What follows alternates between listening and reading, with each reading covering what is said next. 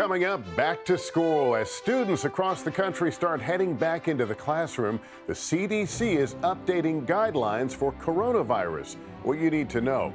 Also, hit the snooze button. We'll tell you why many middle and high school students in one state are getting some extra sleep as the school year gets underway. Plus, what's on your mind? My question is, why is your fingers look wrinkly when you get out of the pool? Bye, I love Nightly News Kids Edition. We'll dive into that question and more. Then, behind the scenes, our Kids Edition correspondent hits the field and takes us behind the scenes at the New England Patriots training camp. Coach Belichick, the team has been training hard out here. What sort of team bonding activities go on off the field? Yeah, well, we do a number of things. And even manages to get the coach to smile. I got a smile out of him, I'm happy to say. Wow. So we've got the inside scoop. Also, Surf's Up. Man's best friend is making a big splash at a contest where they'll all be competing to be top dog. And we'll introduce you to the winner of the Doodle for Google contest. We'll tell you what inspired her entry just ahead. This is NBC Nightly News Kids Edition. Welcome back to Nightly News Kids Edition. It's great to be with you. I think you're going to like our lineup today that includes rare access inside the New England Patriots training camp. If you're a football fan like me, you're going to love this one. Our kids correspondent spent the day at the Pats camp and even had a chance to ask some questions to Coach Bill Belichick, including this one that made some news. My friends and I watch a lot of football, and we're obsessed with fantasy football. Even though you don't play, do you think it's a good or bad for the NFL? You'll hear what the coach and players have to say in just a few moments. What a great assignment, though. I'm jealous. Plus, the baby hippo at the Cincinnati Zoo finally got a name. We're there with the details. But first, let's begin with the story I'm sure is on all of your minds, and that's back to school. This week, students in cities, including Los Angeles, made the return to the classroom. This comes as the CDC has released new COVID-19 guidelines for schools. And here with more is our good pal, Dr. John Torres. Dr. John, the CDC has this new COVID guidance for schools. What do kids and parents need to know? And the most important thing to know, Lester, is this guidance affects everybody, and they have essentially loosened up things a little bit here to try and make sure that we keep ourselves safe, but also can get back to school and our parents can get back to work. When it comes to school, the most important thing is they have said that you do not need to quarantine anymore. There are certain examples that you might need to wear a mask, and I'll go over those in a few minutes, but if you are exposed to COVID-19, you can still go to school if you're wearing a well-fitting mask. And by that they mean these types of N95 masks. Just make sure it fits your face, and there's a wide variety of them. But what they're also saying is when it comes to mask wearing, you only need to do it in certain instances. If you're going to the school nurse's office, because there could be sick people there. If you're exposed to COVID, instead of quarantining at home, they want you to go to school but wear a tight-fitting, well-designed mask for 10 days to make sure that you don't pass it on to anybody else if you do come up with symptoms. And if you do get symptoms, they want you to stay at home then. Also wear a mask if you're in a classroom with somebody who might get seriously ill from COVID. They have other health problems that can make them more likely to get sick from COVID or from other conditions around COVID. And also, they want you to look at community levels. If community levels are high, then they might say, we need to go back to masking in certain situations. But for the most part, they're trying to keep you in school so that way you can learn and you can hang out with your friends. Well, that's good news, certainly. All right, now let's turn to our viewer questions. This one, I really like it. It's about swimming and something we've all encountered. Hi, my name's Aubrey. I live in Springfield, Tennessee. My question is, why does your fingers look wrinkly when you get out of the pool? Bye, I love Nightly News Kids Edition. The dreaded wrinkly fingers from the pool. Well, Dr. John, where's that come from?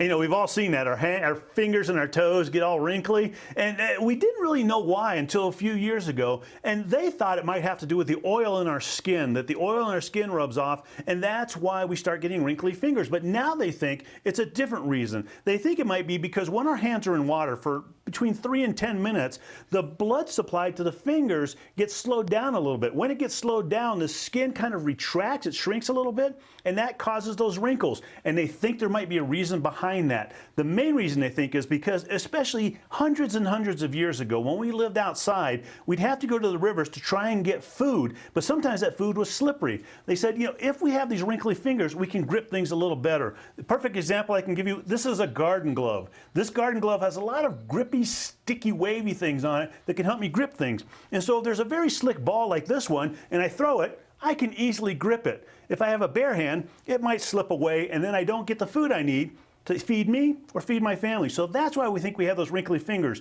The good news is, if you're out of water for a few minutes, it all comes back to normal. All right, love the question and I love the answer. Dr. John Torres, thank you as always. You bet. Well, as we mentioned, some students have already started returning to school, and of course that comes along with having to wake up early again after a sleepy summer. But for many middle and high school students in California, they can now hit the snooze button.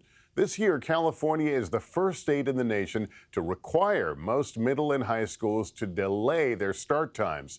Experts say it's a big step to combat the growing health crisis of sleep-deprived teens. Let's get details now from our friend Erin McLaughlin. It's the first week of school in San Bernardino, California. And 17-year-old Josiah Reyes gets to sleep in an extra hour, thanks to a new mandate in the Golden State, requiring most middle schools to start no earlier than 8 a.m. and high schools at 8:30, all to help students get more sleep. I think it's way better.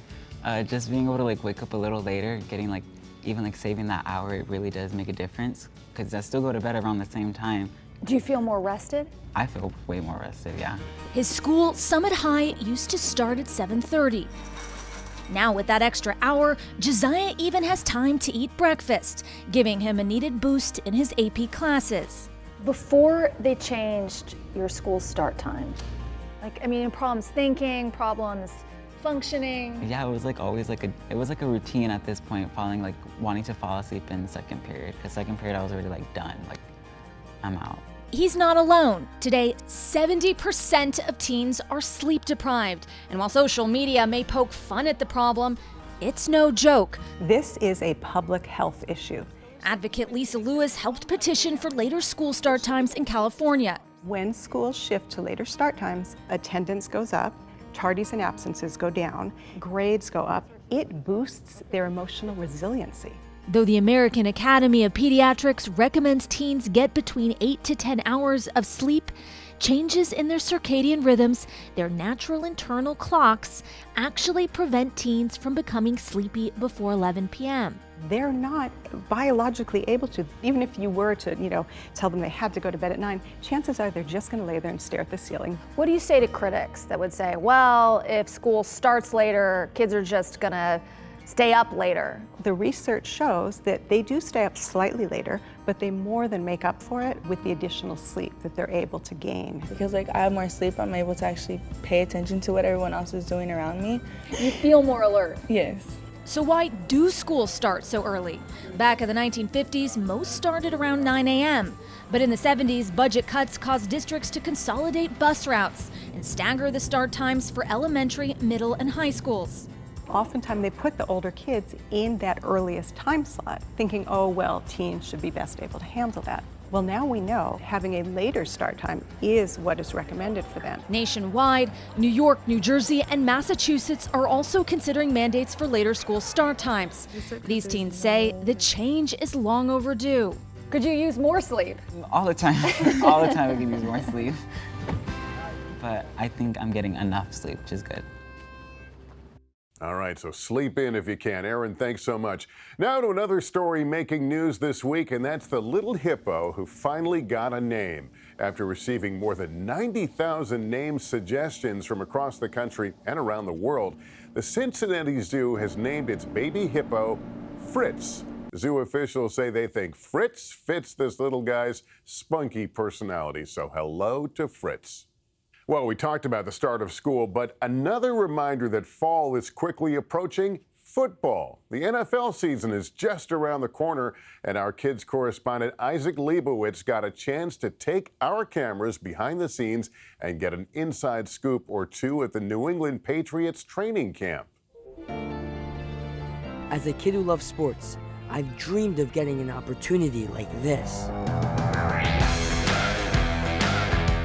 This is the first week in Patriots training camp where they can do physical contact because they have their pads on. Going behind the scenes with my favorite team, the New England Patriots, as they get ready for this season. We're going down to the press conference. First up, Coach Bill Belichick. The press conference with Bill Belichick is about to start, and I'm a little nervous. I'm practicing my question. It's Bill Belichick. It's intimidating. Excited? Very excited. Yeah, you can just stand behind that rope there. Mike Reese, who covers the Patriots for ESPN, gave me some pointers. Nice and clear, so he can hear it, and nice and slow, so he can process it. This was one brave ninth grader. Our Dan Roach introduces us to one kid who had a day at Patriots training camp. I was so nervous, sweating even more than when I play ball. I got to ask the first question to the coach. I'm Isaac Leibowitz here from Nightly News Kids Edition. Yeah, are you this youngest reporter we've had? 14. He even cracked a smile. 14? All right. Wow. Okay. Coach Belichick, the team has been training hard out here. What sort of team bonding activities go on off the field? Yeah, well, we do a number of things. A lot of just getting to know your teammates, so doing things like that. I know it's Kendrick Bourne's birthday today. Are you planning on celebrating with the team? Of course. Yeah, we've had a bunch of birthdays, so yeah, we try to recognize those. That's fun. Thank you. Yeah. Yeah, of course. Thank you for your time. I don't think anyone wants to follow that up. Yeah, okay, that's it. All right. Hey, Isaac, can you ask one more?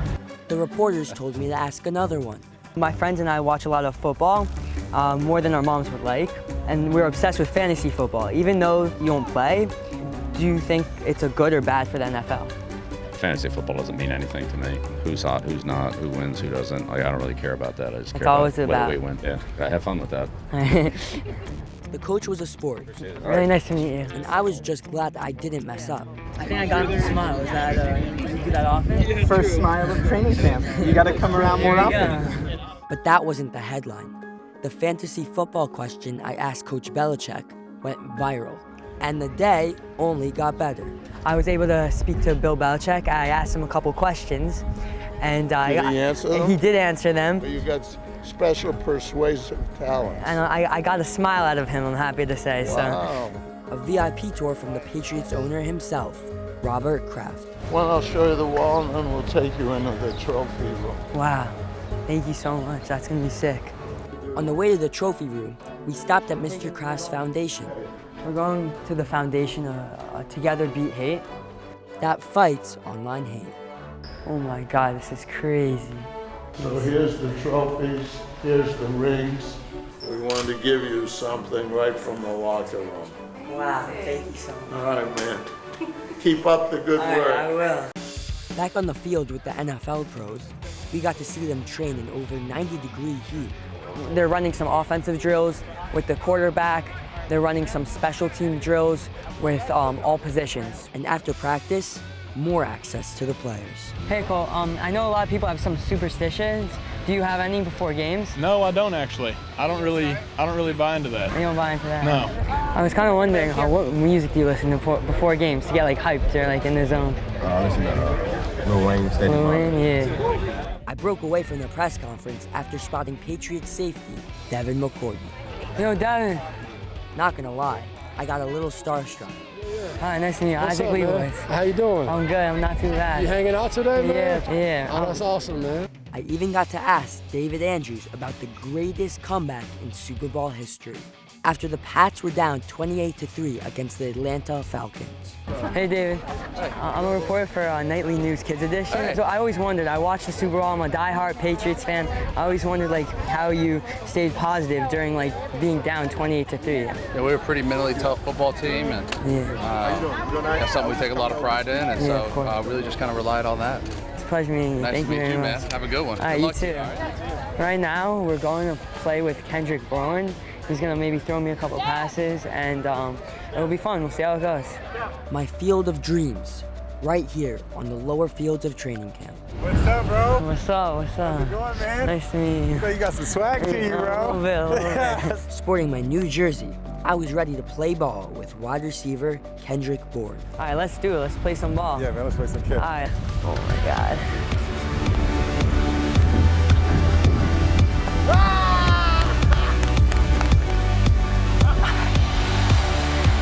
No, this is literally my dream.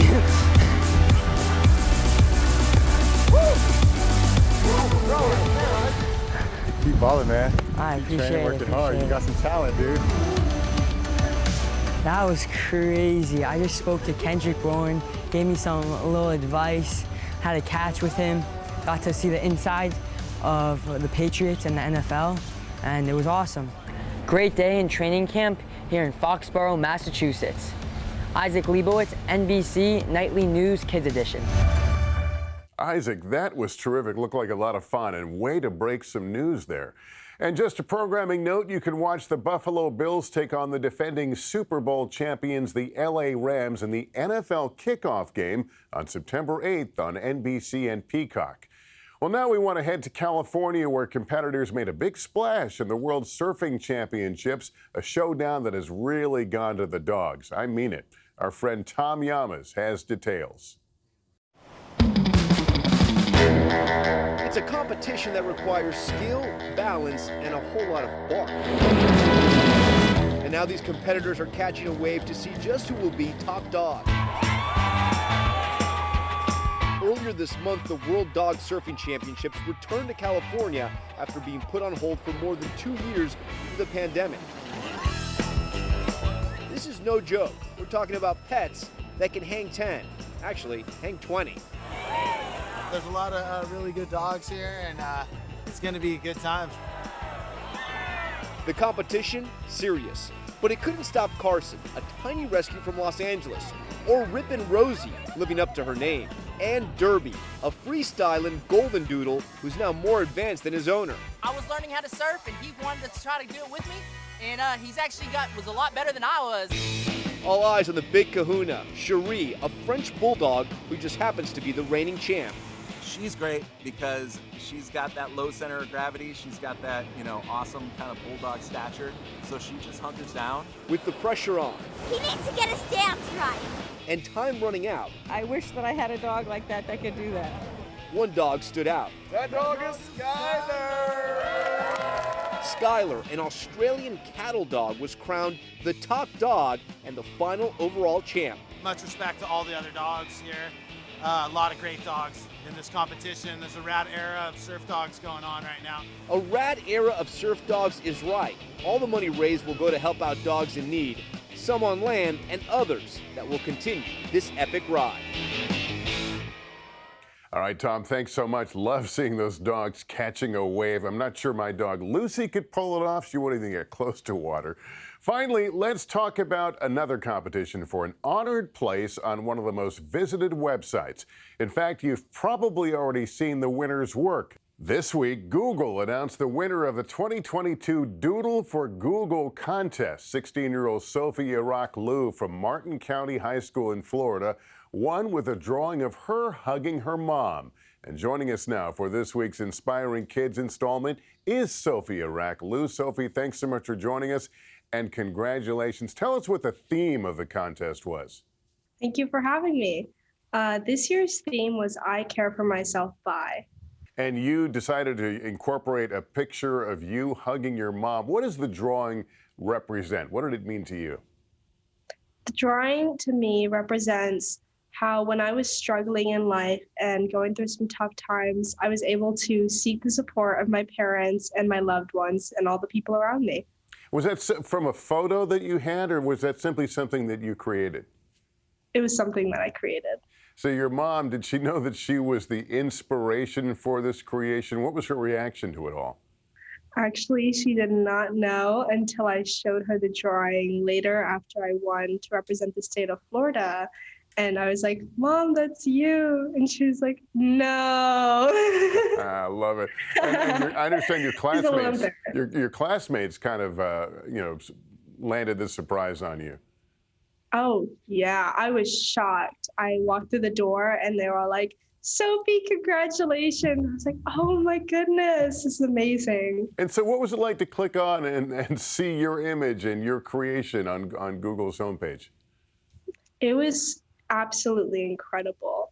Like, thinking about how many people saw my work just makes me so proud and kind of embarrassed. Don't be embarrassed at all. You should feel proud. And caring for yourself and others, as we know, is so important. What message do you have for kids who are watching? I wanted to say that you should not be afraid or embarrassed to seek help if you need it.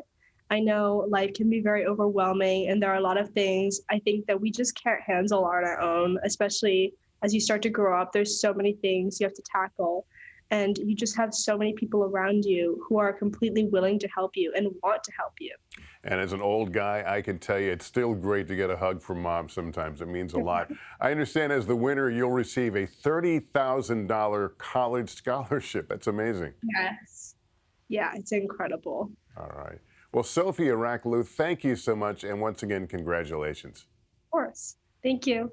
Well, I hope you liked the show. That's going to do it for us. Parents, just a reminder, if your child has a question about any topic in the news, email a video to us at nightlynewskids@nbcuni.com, and we'll try to answer them in an upcoming episode. You can also follow us on Instagram @nightlykids. Thanks for watching, everyone, and remember to take care of yourself and each other. So long.